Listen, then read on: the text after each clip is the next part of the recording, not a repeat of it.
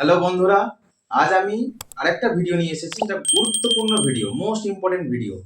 কি করতে হয়, ফর্ম ফিল আপের শেষের দিকে যখন আমরা যাই তখন সেখানে আমাদের পোস্ট প্রেফারেন্স দিতে হয়। কি পোস্ট প্রেফারেন্স? না, তোমার 1 নম্বর চয়েস কোনটা, 2 নম্বর চয়েস কোনটা, 3 নম্বর চয়েস কোনটা, এইভাবে দিতে হয়।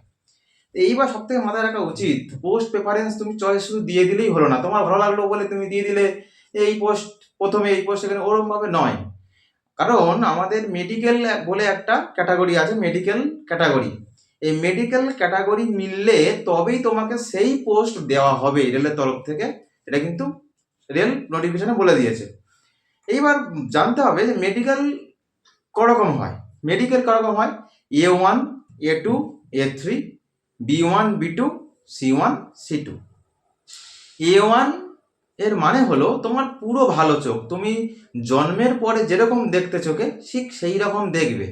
তো সেইটা একমাত্র এএলপির জন্য প্রযোজ্য। আমাদের গ্রুপ ডি নোটিফিকেশানে A2 থেকে দিয়েছে। A2 তে কি হবে, আর তুমি উইদাউট গ্লাস তোমাকে 6/9, মানে থোড়া একটুখানি, জাস্ট একটুখানি প্রবলেম, মায়োপিয়া যাদের প্রবলেম আছে না, তারা এরকম দেখে 6/9, 6/12। ঠিক আছে, এই 6/9 এর সঙ্গে সঙ্গে কি হবে, বাইনোকুলার টেস্ট ভিশন পাস করতে হবে, কালার ব্লাইন্ডনেস ও পাস করতে হবে, আর তোমার নাইট নাইট রাতের বেলা যে দৃষ্টি সেটাতেও পাস করতে হবে। কি করা আমি একটু সংক্ষেপে বলে দিই। তোমাকে নিয়ে যাবে রুমে, নিয়ে গিয়ে তোমাকে কিছুই দেখাবে না, জাস্ট একটা ডার্ক রুমে বসাবে। তোমাকে যে সি, তুমি দেখবে যে রেল লাইনের পাশে যখন তুমি যাও সেখানে সি থাকে, সি লেখা থাকে, ওই সি তোমাকে দেখাবে। সির কোন দিকটা কাটা সেটা তোমাকে শুধু বলতে বলবে। ঠিক আছে, তো না এরকম নাইট ভিশন হয়। এই এমনি আলো, এমনি ধরো যে ঘরে আলো আছে সেই ঘরে গিয়ে তোমাকে একবার টেস্ট করাবে। ঠিক আছে, এইভাবে তোমাকে টেস্ট করিয়ে দেখবে। এবং আর যাদের চশমা আছে তারা একবার চশমা পরিয়ে টেস্ট হবে, একবার চশমা খুলে টেস্ট হবে। ঠিক আছে, এই হচ্ছে গিয়ে ব্যাপার। এবার যাদের ধরো পাওয়ার ছিল, মানে যাদের 6/12 আছে বা 6/18, 6/9 আছে, ওরা কি করে, লাসিক লাসিক টেস্ট বলে একটা টেস্ট হয়, লাসিক সার্জারি। এই লাসিক সার্জারি রেলের নোটিফিকেশনে বলা আছে যে 1 বছর আগে হতে হবে এবং সাকসেসফুলি তার একটা সার্টিফিকেট তোমাকে দেখাতে হবে যে 1 বছর আগে আমি লাসিক টেস্ট বা লাসিক সার্জারি করেছিলাম। এরকম অনেক ব্যাপার আছে। তো তোমরা প্রথমেই ফর্ম ফিল আপ করার আগে চলে যাও চোখ টেস্ট করার জন্য ডাক্তারখানায়, আই ডক্টর, তার কাছে চলে যাও। সেখানে তুমি দেখো যে তোমার চোখের কি অবস্থা। ঠিক আছে, তোমার চোখের পাওয়ার কীরকম আছে। হ্যাঁ, উইদাউট গ্লাস 6/9 কি উইথ গ্লাস 6/9, হ্যাঁ, এইরকমভাবে তুমি পরীক্ষা করে নাও। সব থেকে ইম্পর্টেন্ট পার্ট হচ্ছে আর একটা পার্ট যেখানে সবার আটকে যায়, সেটা হচ্ছে তোমার কালার ব্লাইন্ডনেস। এই কালার ব্লাইন্ডনেসে কি করানো হয়, এখানে কালার ব্লাইন্ডনেস মানে তোমরা জানো যে লাল আর সবুজ রঙকে চিনতে না পারা। এর জন্য কি করানো হয়, ইসিহারা বলে একটা বুক থাকে, ইসিহারা টেস্ট বা ইসিহারা একটা বুক রাখা থাকে, তোমাকে সেগুলো পড়তে বলবে সেখানে। এই যে ইসিহারা টেস্ট যেটা আমি বলছি সেটা দেখো তোমরা স্ক্রিনে দেখতে পাবে যে ইসিহারা টেস্ট এইরকম হয়। ওই ইসিহারা টেস্টে কি বলা হয়, যে ধরো অনেক কালারের সংমিশ্রণ দেওয়া থাকবে, সেখানে তোমাকে ধরো লেখা আছে 7, অনেক কালারের কম্বিনেশন আছে, সেখানে তোমার রেড কালারের হালকা করে একটা 7 লেখা আছে, তোমাকে বলবে এটা কোনটা। তুমি 7 বললে তাহলে তুমি পাস। যাদের ধরো রেড কালার ভিশন তারা ওই 7টাকে দেখবে 5। যারা আবার ধরো গ্রিন কালার ভিশন তাদের সেটাকে আবার অন্য কিছু দেখবে। আমি একটা এক্সাম্পল দিলাম। ঠিক আছে, আবার অনেক সময় কি হয়, একটা সিনারি দেয়, পথ কীভাবে পথ যায়, মানে ধরো একটা থেকে পুরো একটা গোল থাকবে, সেখান থেকে তোমার লাল ডট কোথা থেকে কোথায় গেছে, মানে তোমার শুরু পয়েন্ট আর শেষ পয়েন্ট তোমাকে চিহ্নিত করতে হবে। এই ইসিআর টেস্ট পাস যারা করবে তাদেরকে A2, A3 আর B1 এই 3টে ক্যাটাগরিতে আসবে। ইসিআর টেস্ট পাস করলেই তুমি এই 3টে ক্যাটাগরি পাবে। এবার তোমার চোখের ভিশন অনুযায়ী, তোমার চোখের দৃষ্টি অনুযায়ী 6/9, 6/12 এ অনুযায়ী তোমার A2, A3, B1 বসে যাবে। যারা এখানে পাস, এবার যারা ওই ইসিআর টেস্টে পাস করতে পারবে না তাদের জন্য আছে কি B2, C1, C2। এখানে কালার ব্লাইন্ড হলেও তোমার নিয়ে নেবে। ঠিক আছে, এবার ভালো করে ভাবো, যাদের কালার ব্লাইন্ড নেই তারা যে কোনো পোস্ট আগে দিতে পারে, কোনো প্রবলেম নেই। কিন্তু যার কালার ব্লাইন্ড আছে সে যে ওই B2 C1 সিটিতে পড়বে, তার ক্ষেত্রে যে B1 B2 এই B2 C1 C2 এই তিনটে ক্যাটাগরির যে পোস্ট সেইগুলো শুধু দিতে হবে, সেইগুলো শুধু তাদের জন্য অ্যাপ্লিকেবল, আর বাকি পোস্ট অ্যাপ্লিকেবল নয়। যেমন B1 পোস্ট অ্যাপ্লিকেবল নয়, A2 যে মেডিকেল ক্যাটাগরির পোস্ট সেটা অ্যাপ্লিকেবল নয়, তুমি চয়েসে দিলেও তোমাকে দেবে না। তাহলে প্রথমে তুমি আগে আই টেস্ট করে এসো, তারপরে তুমি ফর্ম ফিল আপ করতে বসো এবং সেখানে এগুলো সাজাও বসে বসে। যাদের ভালো, যারা না ইসিআর টেস্টে পাস করে যাবে তাদের কোনো ব্যাপার নেই, তারা তো যে কোনো পোস্ট আগে দিতেই পারে তাদের ভালো লাগার মতো। আর যাদের কালার ব্লাইন্ড আছে তারা এই কালার ব্লাইন্ডদের যে পোস্টগুলো সেগুলোকে আগে রাখতে হবে। আর একটা কথা, যাদের চশমা আছে, যেমন আমার যেমন চশমা আছে, চশমাগুলো একটা কথা বলে দিই, এই চশমা যাদের আছে তাদের যে আই ডক্টরকে তুমি দেখিয়ে চশমা নিয়েছো তার সার্টিফিকেট দেখাতে হবে। মানে তোমার ওই একটা কাগজে লেখা থাকবে ওই ডক্টরের প্রেসক্রিপশনে যে তোমার রাইট সাইডে এই দৃষ্টি আছে, লেফট সাইডে এই দৃষ্টি, ওর অ্যাঙ্গেল, হ্যাঁ, তার সঙ্গে এবার ডাক্তার একটা সিলমোহর থাকবে, MBBS ডাক্তার হতে হবে, এটা মাথায় রাখতে হবে, MBBS ডাক্তার, কোনো হোমিওপ্যাথি ডাক্তার দিলে হবে না, গ্র্যান্টেড নয়। ওইটা তোমাকে দেখাতে হবে। ওইটা যখন তোমার মেডিকেল হবে তখন তোমাকে ওই চশমার সঙ্গে ওই সার্টিফিকেট তোমাকে শো করাতে হবে। ওরা দেখে নেবে যে এই সার্টিফিকেটের সঙ্গে এই চশমা ঠিক আছে কি না, আর কোনো ঝামেলা নেই, শুধু এইটুকাই করতে হবে, ঠিক আছে। এবার চলো দেখে নিই কোন পোস্টের কি কাজ আর তার জন্য কি মেডিকেল টেস্ট। দেখো প্রথম আছে, দেখো দেখতে পাচ্ছ বোর্ডে, প্রথম আছে অ্যাসিস্ট্যান্ট SNT মানে সিগন্যাল অ্যান্ড টেলিকম। সিগন্যাল টেলিকমের 3 রকম কাজ হয়, production unit, signal, workshop. Production unit মানে প্রথমে ওয়ার্কশপ মানে যেখানে আমাদের সিগন্যালের জিনিসপত্র তৈরি হয়। প্রোডাকশন মানে কি, যেখানে অ্যাসেম্বলি করে মার্কেটে চলে যায়। আর সিগন্যাল মানে ওই জিনিসগুলো নিয়ে লাগানো হয় লাইনের পাশে। তো দেখো ওয়ার্কশপের জন্য চাই C1, যাদের কালার ব্লাইন্ডনেস আছে তারা এটাকে আগে দেবে। প্রোডাকশন ইউনিট এর জন্য C1 চাই, তুমি এও দিতে পারো আগে, কিন্তু যা সিগন্যাল তার B1 মানে কিন্তু কালার ব্লাইন্ডনেস পাস করতে হবে, তারা সেইভাবে দেবে, ঠিক আছে।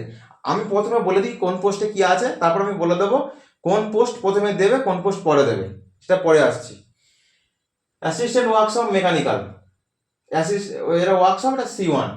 মেকানিক্যাল মানে কিরকম, তোমার যে ওয়ার্কশপে মেকানিক্যাল মানে কি, ওখানে তোমার চাকা তৈরি হয়, কোচ তৈরি হয়, মেকানিক্যালের যে কাজগুলো ওয়ার্কশপে ভ্যারাইটি রকম কাজ হয়, সেখানে C1 চাই। এবার দেখো প্রত্যেকটা পোস্টে লেগেছে অ্যাসিস্ট্যান্ট কথার অর্থ হচ্ছে তোমাকে কাজ করতে হবে না, জুনিয়র ইঞ্জিনিয়ার বা সিনিয়র সেকশনাল ইঞ্জিনিয়ার কাজ করবে, তোমাকে হেল্প করতে হবে খালি, মানে সোজা কথা হেল্প করতে হবে। দেখো অ্যাসিস্ট্যান্ট ব্রিজ, ইঞ্জিনিয়ারিং আন্ডারে পড়ে, ব্রিজে কি করতে হয়, নাট বোল্ট টাইট করা, নাট বোল্ট যদি ভেঙে যায় সেগুলো চেঞ্জ করতে হবে, ঠিক আছে। ব্রিজকে মেনটেনেন্স করতে হবে, তাদের B1, ঠিক আছে। এবার এক কথা বলি কেন এগুলো B1 দিয়েছে, তার একটা কারণ আছে। B1 মানে দেখো তুমি তো ধরো তুমি ব্রিজে কাজ করছো, তোমার ওদিক থেকে ট্রেন আসছে, তুমি এদিকে সিগন্যাল তোমার পাশে, তুমি সিগন্যালে ধরো সিগন্যাল গ্রিন হয়ে আছে, তুমি দেখতে পাচ্ছ না, তুমি তো কালার ব্লাইন্ড যদি হও তাহলে তুমি দেখতে পাবে না, তাহলে তখন তুমি কি, তোমার লাইফ রিস্ক হয়ে যাবে। সেই জন্য B1 মানে যারা কালার ব্লাইন্ড পাস করবে, মানে যারা কালার ব্লাইন্ড নয় তাদের ক্ষেত্রে B1 মানে তুমি দেখে বুঝে যাবে যে ট্রেন আসছে, তুমি সরে গেলে। লাল মানে কি, ট্রেন নেই, তুমি কাজ করো। আর ওয়ার্কশপে কি হয়, এক জায়গায় বসে কাজ, এখানে কি হয়, এখানে তুমি লাল সবুজের কোনো ব্যাপার নেই, তাই এখানে ওই কালার ব্লাইন্ডের কোনো ব্যাপার নেই, ঠিক আছে। অ্যাসিস্ট্যান্ট CNW, এখানে কি হয়, ওই চাকা যেগুলো হয় চাকা টেস্ট করতে হয়, ওই নিচে গ্যাস পাইপ টেস্ট করতে হয়, এয়ার পাইপ টেস্ট করতে হয়, ব্রেক ঠিক আছে কিনা চেক করতে হয়, হ্যাঁ, এগুলো তোমার স্টেশনেও কাজ, বড় বড় জংশনেও কাজ আছে, ওর ওয়ার্কশপেও কাজ আছে, ঠিক আছে। এর জন্য কি চাই, B1 চাই। এও তাই, লাইনে কাজ করতে হবে মানে কি, তোমার সিগন্যাল দেখে কাজ করতে হবে, B1 চাই। অ্যাসিস্ট্যান্ট লোকোসেট, ডিজেল সেট মানে কি, ডিজেল ইঞ্জিন যেখানে মেনটেন্যান্স হয় সেখানেও তোমার B1 চাই, কারণ তোমার কার সেটের এই মেনটেন্যান্স গুলো কোথায় হয়, কার সেটে হয়, আর কার সেটের সিগন্যাল দেখে গাড়ি যাবে আসবে। আচ্ছা, অ্যাসিস্ট্যান্ট লোকোসেট ইলেকট্রিক্যাল, এখানেও তাই, দেখো সব B1, এখানে ডিজেল সেট, এখানে ইলেকট্রিক্যাল সেট, এটা দুটো ভাগে ভাগ করা আছে, দুটো আলাদা আলাদা মেনটেন্যান্স, তো কারণ ডিজেল সেটের আলাদা মেনটেন্যান্স, ইলেকট্রিক সেটের আলাদা মেনটেন্যান্স, তোমরা নাম শুনেই বুঝতে পেরে যাচ্ছ। অ্যাসিস্ট্যান্ট অপারেশন ইলেকট্রিক্যাল, অপারেশনেরও 3 রকম আছে, জেনারেল সার্ভিস, প্রোডাকশন, ওয়ার্কশপ। দেখো এখানে দেখো মজার ব্যাপার, ওয়ার্কশপ বসে কাজ C1 মানে কালার ব্লাইন্ড হলেও চলবে, প্রোডাকশন ইউনিট মানে কিছু অ্যাসেম্বলি করতে হবে সবকিছু, C1 হলেও চলবে, কিন্তু জেনারেল সার্ভিস মানে কি লাইনে কাজ যেগুলো বা বাইরে কাজ সেগুলো তোমার B1। অ্যাসিস্ট্যান্ট পিওএ মানে পিওএ মানে পার্মানেন্ট ওয়ে মানে রেল লাইন যেটাকে বলে সোজা কথা বাংলায়। সেখানে তোমার ওই তোমার জুনিয়র ইঞ্জিনিয়ারের সঙ্গে তোমাকে হেল্প করতে হবে। তাহলে সেখানে তোমাকে সিগন্যাল দেখতে হবে, তাই সেখানে সিগন্যাল যে তোমাকে দেখতে হবে। তুমি B1 দিয়েছে মানে কি তুমি কালার ব্লাইন্ড নয়। B1 মানে আমি তো বলেছিলাম যে A2 A3 B1 এগুলো কালার ব্লাইন্ড, এগুলো ভালো চোখ। আর B2 C1 C2 মানে কালার ব্লাইন্ড। দেখো তাহলে এটা তো সিগন্যাল দেখতে হবে, মানে এরা ভালো চোখ। এবার দেখো অ্যাসিস্ট্যান্ট টিএল এন্ড এসি মানে কি train light and AC air condition, এগুলো চেক করতে হবে। কোথায় জেনারেল সার্ভিস মানে কি ট্রেনের ভিতরে, দু রকম হয়। এক হচ্ছে ট্রেনের ভিতরে তোমাকে ওই কোচগুলোতে দেখতে হবে যে লাইট কোনটা খারাপ হলো কি, ফ্যান খারাপ হলো কি, এসি খারাপ হলো কি দেখতে হবে। আর নাহলে তোমার স্টেশনে যেগুলো ওই যে আছে না স্টেশনে ওগুলো চেক করতে হবে। এইগুলো হচ্ছে তোমার চেক করার জন্য, সেগুলো হচ্ছে অ্যাসিস্ট্যান্ট টিএল&এসি ইলেকট্রিক্যাল, এটাও C1। এখানেও তোমার সিগন্যাল দেখতে তো হবে না, তুমি জাস্ট আসবে, কাজ করবে, চলে যাবে, তাই এর জন্য C1 চাওয়া হয়েছে। अच्छा এবার দেখো যে 10 নম্বর পোস্ট असिस्टेंट टीएलएसी इलेक्ट्रिकल डिपार्टमेंट का production unit general service production unit का C1 medical category general service का B1 कैटेगरी। ঠিক আছে, তো আর কিছু বলার নেই। C1 কালার ব্লাইন্ড আর B1 ঠিকঠাক যারা কালার ব্লাইন্ড পাস।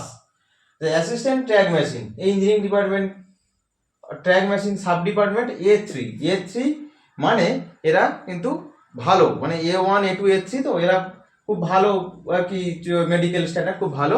এখানে কি কাজ হয়, ট্র্যাক মেশিনে কি হয়, আমাদের যে রেল লাইন পাতা থাকে না, সেই রেল লাইনে কি হয় প্যাকিং করতে হয়, প্যাকিং বক্সিং, ওর পরে তোমার স্লিপার চেঞ্জ, অনেক রকম কাজ আছে, মানে সবকিছু মেশিনেই করতে হবে, নিজের হাতে কিছু নয়, মেশিনেই করতে হবে, ওকে হেল্প করতে হবে। আচ্ছা এরপর যে assistant TRT electrical department B1 medical category, কি করতে হয় এখানটায়, উপরে আমাদের যে হাই ভোল্টেজ যে ওয়্যার যে তার আছে সেটাকে মেনটেনেন্স করতে হয়। কোথাও কিছু হয়ে গেল কি, বা ওই যে ট্রেনে যে পেন্টোগ্রাফ ওটাতে ছুঁয়ে যায়, তো সেটা যদি মেনটেনেন্স করতে, সেটা হাইট বেড়ে গেল কি হাইট কমে, সেটা মেনটেনেন্স করতে হয়। ঠিক আছে, এবার পয়েন্টসম্যান বি ট্রাফিক এর A2 মেডিকেল ক্যাটাগরি, পুরো গ্রুপ ডি রিক্রুটমেন্টের সব থেকে ভালো মেডিকেল ক্যাটাগরি যাদের A2 তাদেরই একমাত্র পয়েন্টসম্যান দেওয়া হয়। কি করতে হয় এদের পয়েন্টসম্যানের প্রথম পয়েন্টসম্যান হচ্ছে ভালো কাজ হচ্ছে স্টেশন মাস্টারকে হেল্প করা, বিভিন্ন রকম কাজে হেল্প করা, স্টেশন মাস্টারকে বিভিন্ন কাজে হেল্প করা, এটা হচ্ছে কাজ। আরেকটা কাজ হচ্ছে ওই ইঞ্জিনের সঙ্গে যে মালগাড়ি হোক আর এমনি প্যাসেঞ্জার গাড়ি হোক, সেখানে ইঞ্জিনের সঙ্গে আর বাকি যে কোচগুলো আছে সেগুলোকে কাবলিং করা, খোলা অথবা জোড়া। ঠিক আছে, এটা এদের কাজ। এরপরে আছে track maintainer engineering department POA permanent way B1 medical category. ঠিক আছে, এখানে কি করতে, এখানে পুরো যে রেল লাইন আছে সেই রেল লাইনে মেনটেনেন্স করতে হয়। স্লিপার ভেঙে গেলে সেটাকে চেঞ্জ করতে হবে, রেল লাইন যদি কোনো কিছু হয় সেটাকে চেঞ্জ করতে হবে, গ্লুড জয়েন্ট চেঞ্জ করতে হবে, রেল লাইন কোথাও বসে গেলে সেটাকে তুলতে হবে, এই রকম ব্যাপার। আর একটা কথা বলে রাখি, এই ট্র্যাক মেইনটেনাররা কিন্তু বাকি যতগুলো পোস্ট আছে সবগুলো পোস্টে কিন্তু তোমার ধরো তোমার রোদ্দুরের সময় ধরো খুব রোদ্দুর, তাহলে তুমি ছায়ায় কাজ করতে পারবে। বৃষ্টির সময় তুমি বৃষ্টি থেমে গেলে তারপর কাজ করতে পারবে। হ্যাঁ, শীতের সময় দিনের বেলা শুধু কাজ হয়। কিন্তু এই একমাত্র পোস্ট ট্র্যাক মেইনটেনার যেখানে গরমের সময় দিনের বেলা কাজ জরুরি, শীতের সময় রাতে কাজ জরুরি, আর বর্ষার সময় রেনকোট পরে কাজ করতে হবে জরুরি। হ্যাঁ, কারণ যখন পার্মানেন্ট হয়ে তো রিস্কই সব সময় পার্মানেন্ট হয়ে, তার কারণ হচ্ছে পার্মানেন্ট হয়ে থেকে তো প্রচুর লোকের একটা ট্রেনে মানে প্রচুর লোকের জীবন, তো সেখানে এই পোস্টটা একটু রিস্কি পোস্ট, এই post risky, assistant TRT post risky post. ঠিক আছে, এবার আমি বলে দিচ্ছি কে যারা ফর্মটা করবে। এক নম্বরে কি কি তোমার তুমি প্রথম দেখে নেবে যে কোথায় কত পোস্ট আছে। ঠিক আছে, আমার হিসাবে 1 নম্বর যতগুলো